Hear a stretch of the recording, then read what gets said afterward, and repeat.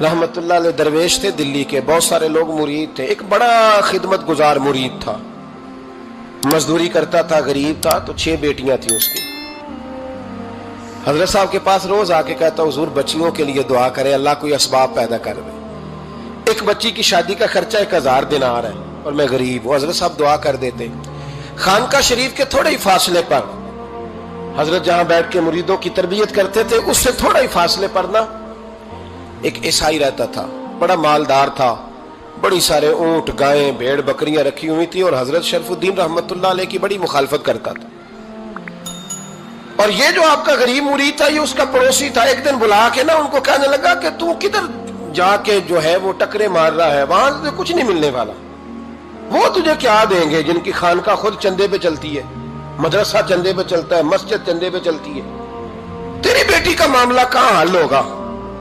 तो उस दरवेश ने कहा कि तू मेरे पीर को नहीं जानता, तू अजय मेरा महबूब नहीं डिठा, तो पता नहीं ना, तू इस रास्ते का मुसाफिर नहीं, तू नहीं जानता, उनका बस चले ना तो वो हर कीमत में मेरी बेटियों की शादी करा दे।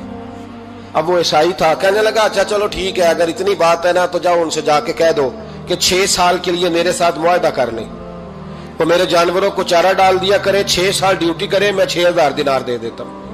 वो मेरे साथ 6 साल मेरे जानवरों को चारा डाले, रखते हैं ना आप चारा डालने के लिए, एडवांस पैसे दे के।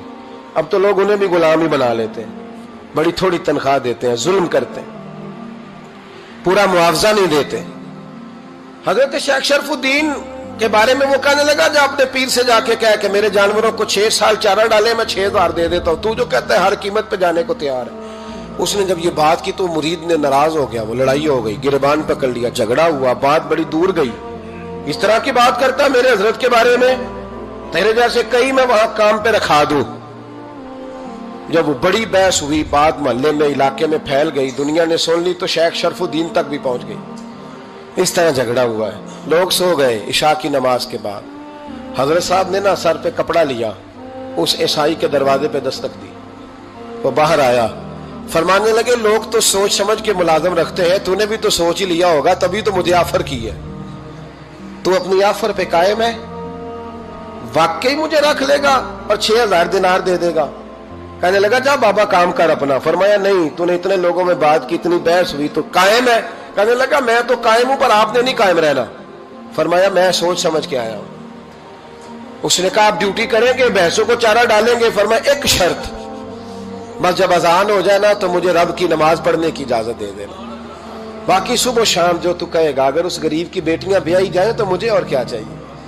उसकी 6 बेटियों का बोझ है उसके सर पे, तू मुझे रख ले। अल्लाह अकबर। वो कहने लगा चले पे मेरे साथ खते बंदगी कर ले। आजकल हम स्टाम करते हैं, उस जमाने में खते बंदगी होता था, गुलामी का खत, काजी शहर के पास, यानी उसका ख्याल था कि चलो स्टाम की बात करूंगा तो भाग जाएंगे। फरमाया चल मैं तैयार हूं। काजी तक गए, तय हो गया, 6000 दिनार दे दिए। हजरत ने मुरीद को बुलाया, फरमाया पुत्र ये ले जा, जा मेरी बेटियों को रवाना कर दे।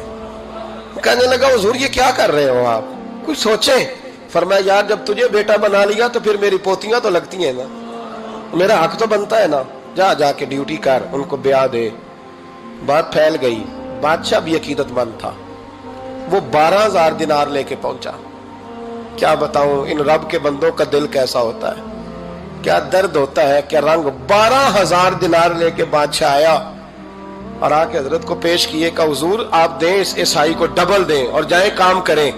आप फरमाने लगे तू पैसे दे, शर्तें ना लगा, मेरा जहां दिल करेगा मैं खर्च करूंगा, मुझे तो मजा ही अब आने लगा है, अभी तो लुत्फ आ रहा है, अभी तो जायका आया है कुछ करने का, पैसे देने हैं तो दे, पाबंदी ना लगा, जहां मेरा दिल करेगा मैं। उसने कहा हुजूर ठीक है रख ले।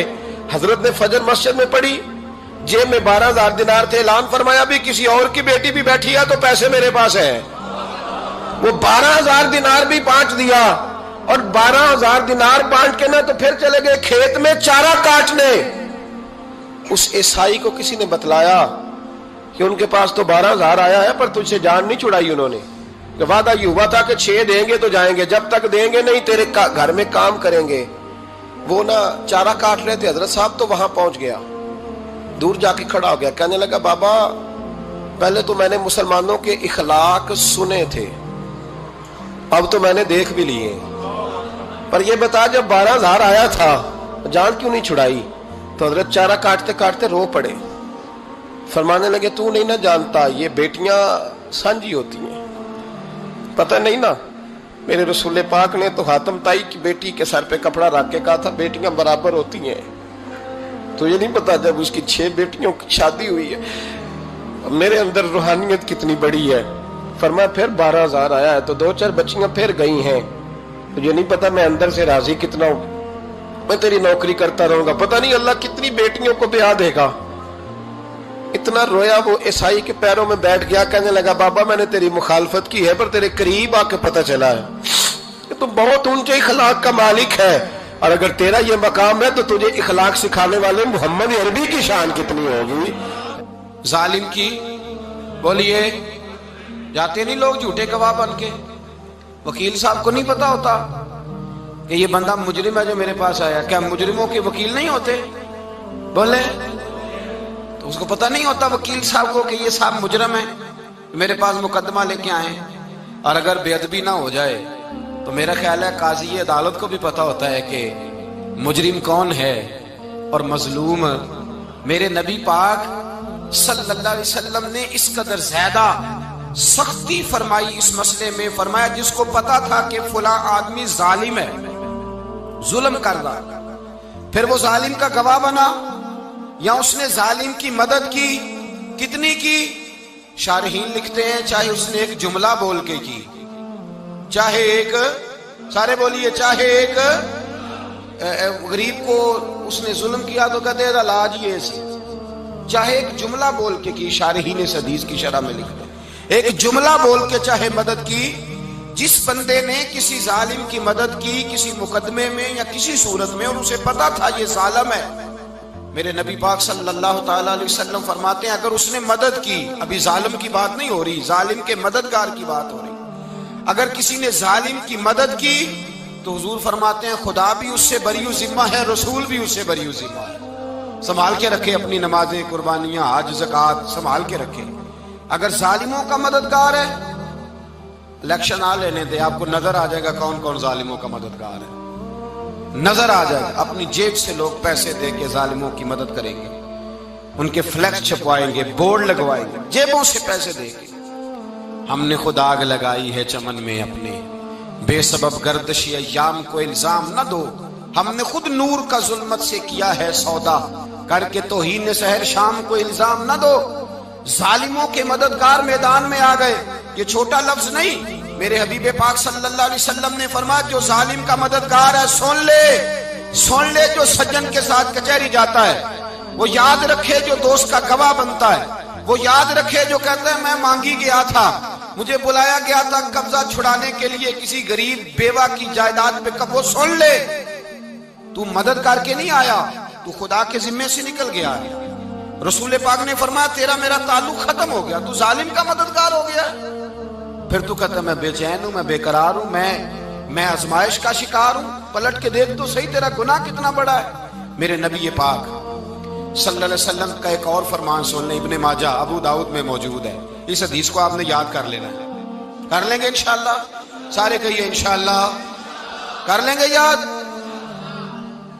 حضور صلی اللہ علیہ وسلم نے فرمایا اگر تو ظالم کی مدد کرے گا نا، یہ لفظ دل کی تختی پہ لکھ لینا، یہ مکافات عمل ہے، مکافات عمل دنیا، ادھر کرو گے تو ادھر بھرو گے۔ فرمایا اگر تو کسی ظالم کی مدد کرے گا، سن لے حضور کا فرمان ہے، اگر تو ابن ماجہ ابو داؤد سیاہ میں موجود ہے، فرمایا اگر تو کسی ظالم کی مدد کرے گا تو رب تعالیٰ مرنے سے پہلے تیرے اوپر بھی ظالم کو مسلط کر دے گا، تیرے اوپر بھی ایک دفعہ ظلم ضرور ہوگا اگر تو ظالم کی، وہ کسی صورت میں بھی ہو سکتا ہے، کسی صورت میں بھی تیرا بیٹا ہی اٹھ کے ظلم کر دے گا، تو الجھ جائے گا، کسی نہ کسی جگہ تیرے لیے تباہی کا سامان ہوگا، تیرے اوپر ظلم ہوگا، اس لیے کہ تو ظالموں کا مددگار ہے۔ چاہیے یہ تھا کہ تو مظلوم کی مدد کرتا، انسانی ایمانی یقین کا فریضہ سر انجام دیتا، تو ظالموں کا مددگار ہو گیا۔ ٹٹول کے دیکھ لیں، رزلٹ نکال کے دیکھ لیں، ہمارے زمانے میں ظالموں کے مددگار زیادہ ہیں، اتنی لمبی زبانیں نکال کے ظالموں کی مدد کرتے ہیں، بڑے بڑے کالم نویس اللہ نے انہیں قدرت دی لکھنے کی، تو اپنا قلم ظالموں کی مدد میں خرچ کرتے ہیں۔ وہ لوگ جن کو اللہ تبارک و تعالیٰ نے قدرت دی، ہمت دی، طاقت دی، کچھ لوگ ان کے حلقہ احباب میں، وہ اپنے لوگوں کو استعمال کر کے ظالموں کی مدد کرتے ہیں، ظالموں کی مدد کرتے ہیں۔ میرے نبی کریم سید عالم نور مجسم صلی اللہ علیہ وسلم نے فرمایا، اگر تو نے ظالم کی مدد کی تو جب تک تو توبہ نہیں کرے گا رب تجھ سے ناراض ہی رہے گا۔ اللہ تجھ سے، او بھائی جس سے رب بھی ناراض ہو گیا، نہ کھانا نہ پینا نہ سونا نہ جاگنا نہ نیند، پھر تیری ہر چیز تیرے لیے آزمائش ہو جائے گی، پھر تیرا سایہ بھی تیرے لیے خوف کا سامان بنے گا، پھر زندگی جیتی جاگتی لاش بن جائے گی، تو اپنے کندھوں پر اپنی میت اٹھائے پھرے گا جب تو ظالم کا مددگار ہوگا۔ اور نبی پاک صلی اللہ علیہ وسلم نے فرمایا ظالموں کا مددگار بھی ظالم ہوتا ہے، ظالموں کا مددگار بھی، سارے بولے ظالموں کا مددگار بھی نہیں، کو نہیں، آپ سارے نہیں بولے، ایک دفعہ بولے ظالموں کا مددگار بھی، پکی بات ہے، ظالموں کا مددگار بھی۔ اللہ اکبر، جس کا یارانہ ہو، جس کا دوستانہ ہو، جو کہے میں نے نا اس کو اوکھے ویلے کے لیے ظالم کو یاد رکھا ہوا ہے۔ کبھی مشکل میں رکھے نہیں ہوئے لوگوں نے ظالم دوست، کہتے میں نے رکھے ہوئے ہیں، بلکہ ہمارے دیہات میں تو کہتے ہیں میں نے بازو بنائے ہوئے ہیں۔ کس کو بازو بنا لیا؟ ظالم بھی کبھی بازو ہوتا ہے، جو ظلم کی تلوار لیے میدان میں کھڑا ہے۔ قارون، حامان، فرعون، نمرود کا حال نہیں لوگوں نے دیکھا؟ اپنے زمانے میں آپ نے کتنے لوگ نہیں دیکھے جن کے سائے سے، آواز سے لوگ کانپتے تھے؟ پھر پولیس کی گاڑیوں میں وہ اس طرح مردہ پڑے کہ دنیا نے تماشا دیکھا ان کا۔ یہ رنگ ہم نے دیکھے نہیں اپنے آنکھوں سے۔ فرمایا ظالم کا مددگار بھی، جو کار میں بٹھا کے لے کے گیا وہ بھی ظالم، جس نے چائے پلائی وہ بھی، جس شخص نے کھانا کھلایا وہ بھی، جو کچہری تک ساتھ گیا وہ بھی، جس نے فلیکس کے نیچے، بڑے شرابی کے نیچے چھوٹی اپنی فوٹو لگائی وہ بھی، جو ووٹ کی پرچی ڈالنے گیا وہ بھی۔ کہہ دینا باہر نکل کے کہ حضرت صاحب نے سیاسی تقریر کی ہے، کہہ دینا، پر بات تو سچی ہے نا۔ خو کرے ہم تو سے تھوڑا سا گلا بھی سن لے، خو کرے ہم تو سے تھوڑا سا بھی گلا۔ امام مالک کے پاس ایک بندہ آیا، اس نے کہا حضور میں درزی ہوں، ایک ظالم بادشاہ مجھ سے کپڑے سلواتا ہے، میں تو ظالموں کا مددگار نہیں نا۔ ایک ظالم بادشاہ مجھ سے، حضور میں تو مددگار نہیں نا ظالموں کا، جو فرمایا ظالموں کا مددگار بھی ظالم ہوتا ہے، تو کپڑے لے کے آتا ہے میں سی کے دے دیتا ہوں، ذمہ داری نہیں۔ یہ ایک آدمی دکاندار ہے، اس سے کوئی بندہ چیز خریدنے آئے گا تو تھوڑی کہے گا میں نے نہیں دینی، تو دے گا۔ کوئی بندہ اگر کسی شخص سے کوئی کام کہتا ہے جو اس کی فیلڈ ہے، اس کا شعبہ ہے، اس کا معاش کا وہ سلسلہ ہے، کہتے ہیں یا رسول اللہ صلی اللہ علیہ وسلم ظالموں کا مددگار بھی ظالم، حضور نے فرما دیا۔ تو امام مالک سے بندے نے مسئلہ پوچھا، دل کی تختی پہ لکھنے والی باتیں ہیں، کہا حضور میں درزی ہوں، ظالم کپڑے سلواتے ہیں، میں تو مددگار نہیں نا۔ امام صاحب کہنے لگے نہیں، مددگار تو وہ ہوگا جو تجھے سوئی دھاگا فراہم کرے گا، تو تو پورے کپڑے سی کے دیتا ہے، تو تو خود بہت بڑا ظالم ہے، تو پورے سوٹ سی کے دیتا ہے، تو تو بہت بڑا ظالم خود ہے۔ مددگار تو وہ ہوگا جو تجھے دھاگا دے گا، جو تجھے بٹن دے گا، جو تجھے نلکی دے گا، جو ظالم سے اتنی نفرت ظلم کر کے بندہ آئے۔ یہاں تو ہمارے زمانے میں ہیرو بن جاتے ہیں لوگ، ظالم ہیرو ہے، لوگ اس سے ڈرتے پھرتے ہیں، گھومتے پھرتے ہیں، اور بہت سارے کم مزاج لوگ اس کے پیچھے ہاتھ باندھ کے پھرتے ہیں۔ ظالموں کی مدد کرنا، ظالموں کے ساتھ رہنا، یہ ظلم ہے، ظلم، یہ زیادتی ہے۔ میرے نبی پاک صلی اللہ تعالی علیہ وآلہ وسلم نے ارشاد فرمایا، یاد رکھو رب فرماتا ہے میں مظلوم کی مدد ضرور کروں گا، چاہے جلدی کروں چاہے دیر سے کروں، میں مظلوم کی مدد۔ اور حضور صلی اللہ علیہ وسلم نے فرمایا ہے، حضرت معاذ بن جبل کہتے ہیں حضور نے مجھے یمن کا گورنر بنایا، جب میں جانے لگا نا تو حضور نے بڑی نصیحتیں کی، بخاری میں موجود ہے، فرماتے ہیں جب میں پلٹنے لگا تو میرے رسول نے فرمایا معاذ ایک منٹ ٹھہر جا، ایک بات میری یاد رکھنا، اس کو نہ بھولنا۔ کہا حضور کیا؟ فرمایا دیکھنا کسی پہ ظلم نہ کر بیٹھنا، کہیں تجھ سے زیادتی نہ ہو جائے۔ محبوبہ پھر حضور نے فرمایا سن میرے معاذ، میں تجھے گورنر بنا رہا ہوں، زیادتی نہ کر بیٹھنا۔ یا رسول اللہ صلی اللہ علیہ وسلم کیا ہوتا ہے؟ تو میرے کریم نے فرمایا جب مظلوم دعا کے لیے ہاتھ اٹھاتا ہے تو عرش کا مالک کہتا ہے فرشتوں پیچھے ہٹ جاؤ، عرش کا مالک کہتا ہے فرشتوں پیچھے ہٹ جاؤ۔